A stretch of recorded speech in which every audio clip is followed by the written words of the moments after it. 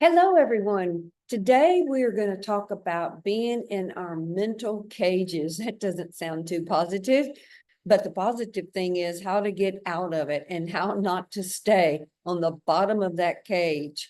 So the mental cage basically is all the limitations that we set on ourselves. And a lot of times those limitations, they feel like they're coming from people outside the cage or people that's maybe helped us trapped ourselves inside the cage. But at the end of the day, it doesn't matter if that limitation was created by someone other than yourself or totally created by you. At the end of the day, you want to be able to get out of that mental cage and be who you want to be and do what you'd like to do and have those things that you want to have. So let's talk a little bit about this. So the limitations that we set for ourselves is like the walls of that cage, the bars of that cage. And it's all the things that you can't be, or that you shouldn't be, that's outside of that. And inside the cage, it's kind of a no-brainer. It's what it's okay for you to be, but not necessarily really what you want. And when you start to outgrow positions and things that you've accomplished, if you will, and mastered, it's time to shift and get out, let yourself get out of the cage. So let me show you a diagram of what I mean. So you've got the cage, and again, this is mental, right? So inside the cage is all the things that you must be, if you will. Now the floor of that cage is those things that you must not be. And I'm going to give you an example. When I was studying this, I was like, wow, when has this happened? What's a great example here?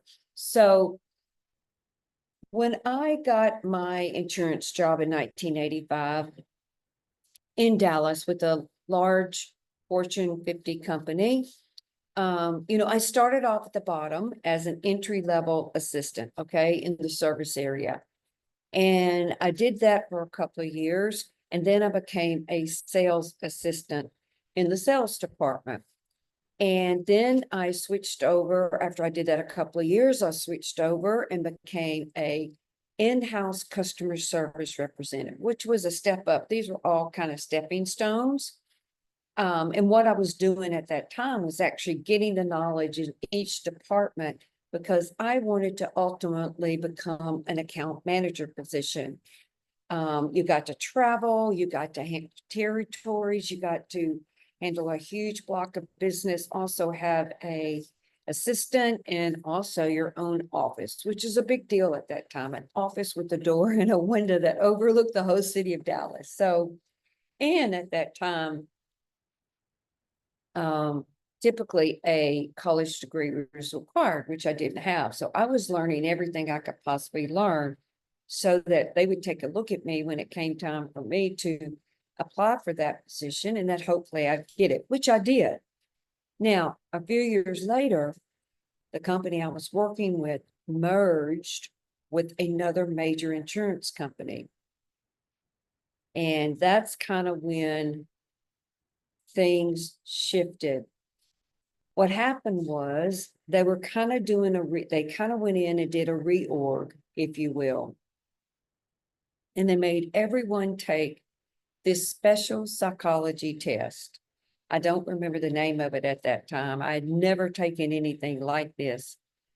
And so based on your scores, they would tell you whether or not you fit the profile of the person that they wanted to do the job you were currently doing. And if not, then you had to decide what your options were. So I took this psych test and my results came back, and then management called me in the office and they said, basically my option was that I could go back, this is the floor of the cage, and be an assistant, which is what I had done in 1985 when I was first hired, and then got all that knowledge and worked my way through all these different positions. And I might add, I was very good, very successful at what I was currently doing as an account manager position.